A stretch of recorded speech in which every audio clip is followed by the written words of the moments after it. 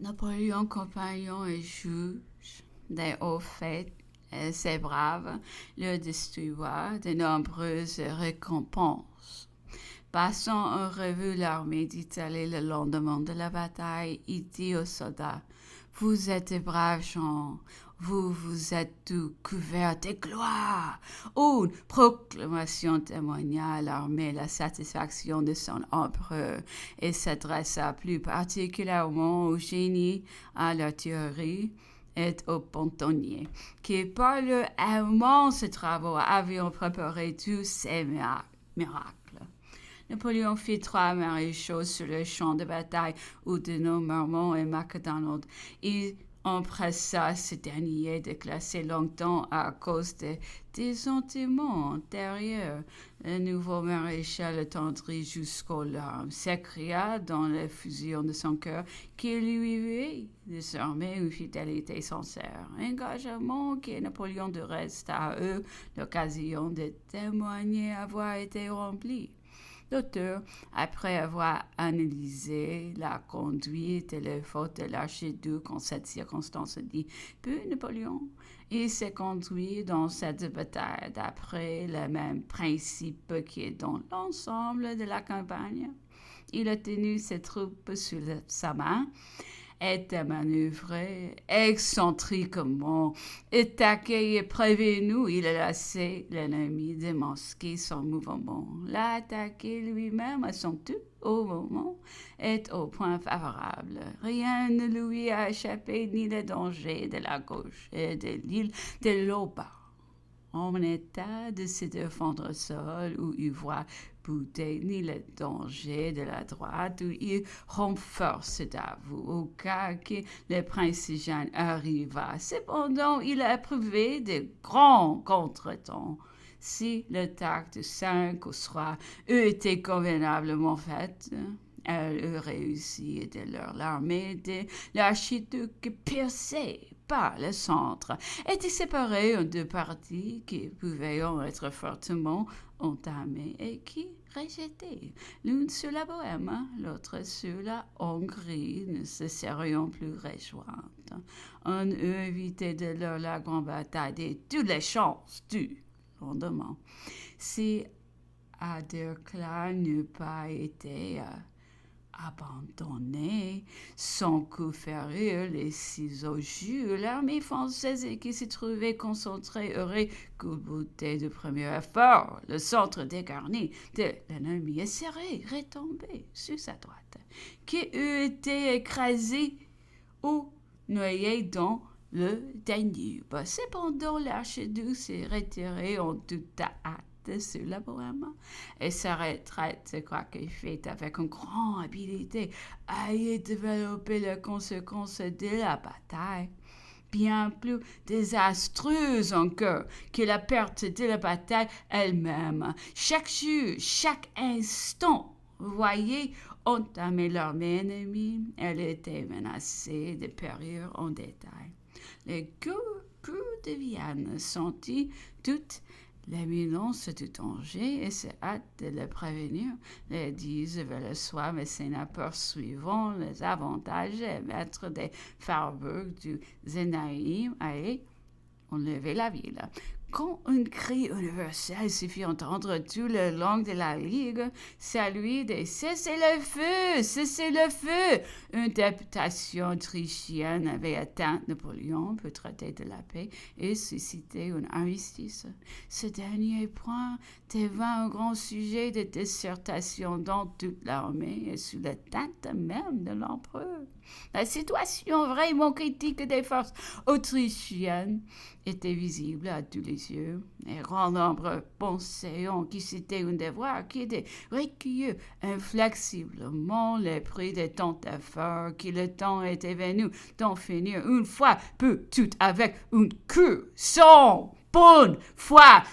Toutes les protestations, les sermons n'avaient jamais pu qui était gagné du temps et de machiner de nouvelles attaques. Napoléon ne pensant pas ainsi et prenant une plume, signe l'armistice, disant: Il y a eu assez de sang versé. Cet armistice nous livra les deux rives du Danube jusqu'à Rabe et toutes les provinces allemandes, c'est-à-dire que nos troupes auront à occuper un tiers de la monarchie autrichienne avec plus de 8 millions de population. L'armée ennemie se retira par le nord de la Moravie, au-delà de Pressburg, dans le reste de la Hongrie, abandonnant désormais la défense de la Bohême à ses seules et propres forces. Le commandement fut retiré à l'archiduc Schalke. On porta quelques-uns étaient d'ailleurs ses combinaisons militaires. L'intérêt le plus vif des militaires français, leur admiration même pour la valeur personnelle dont ils avaient prodigé la preuve. Son malheur, disait-on, avait été d'avoir un Napoléon à combattre, et chacun pensait qu'aucun général en Europe ne peut même faire aussi bien. Là se termine une campagne de moins de 3 mois qui pourrait même compter une autre espèce de suspension d'armes tacite, 43 jours, et durant ce court intervalle, que des choses! Et quel résultat!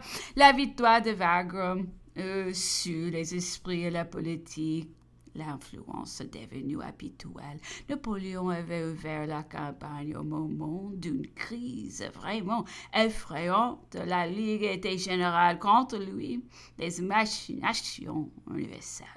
La victoire d'Eckmühl frappa de terreur toutes les malveillances et contint tous les mouvements. Le revers d'Essling ramena tous les plans et réveilla toutes les espérances. Wagram les confondit de nouveau. Chacun s'empressa de reprendre son attitude soumise et de multiplier ses protestations de dévouement et de bonne amitié.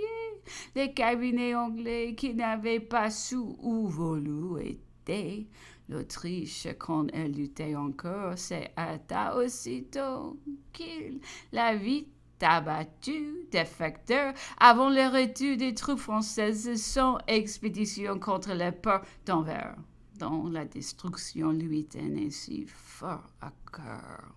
Il a manqué par impéritie. Toutefois, cette version suffit encore pour raminer les secrètes espérances de l'Autriche et lui faire traîner les négociations en longueur.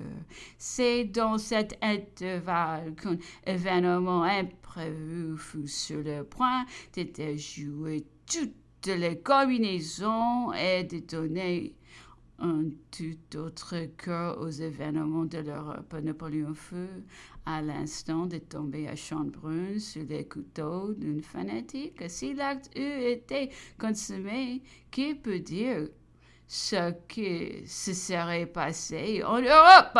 Enfin, l'expédition d'Anvers avortée, Napoléon prenant le temps menaçant, l'Autriche signale le 14 octobre la paix de Vienne, dont les conditions, vu le véritable état des choses, pourront être regardées comme de nouveaux actes de la clémence du vainqueur. Napoléon épargna donc encore une fois l'Autriche, ce qu'il était loin de vouloir la détruire, qu'il jugeait nécessaire à sa politique et qu'il espérait se détacher enfin à force de bienfaits. Il s'est cruellement trompé, et toutefois on ne peut lire plus haut quelque part dans ce recueil qui s'accusait comme d'une véritable faute de la voile, c'est trop fort, après Wagram.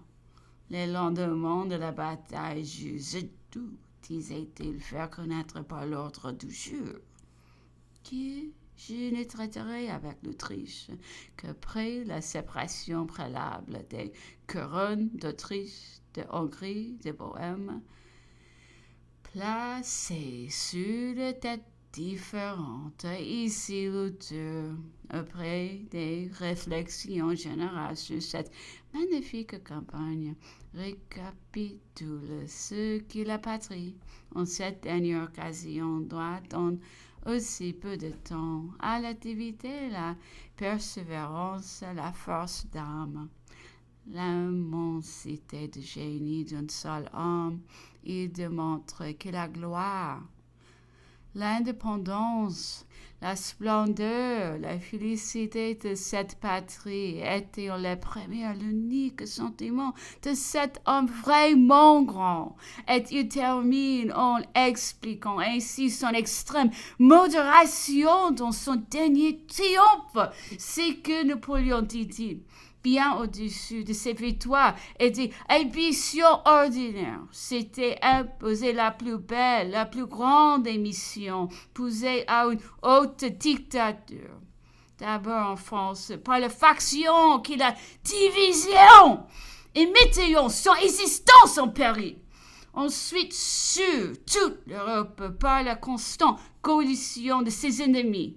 Leur attaque perpétuelle les refus obstinés de la paix générale. Il avait jugé inévitable la régénération moderne et prétendait à la diriger, placée au plus haut point de lumière du Sud, des intérêts comme des passions. Il avait peu pesé la nécessité du temps. Chef de la cause des peuples triomphants, il voulait un traité à l'amiable avec les rois vaincus.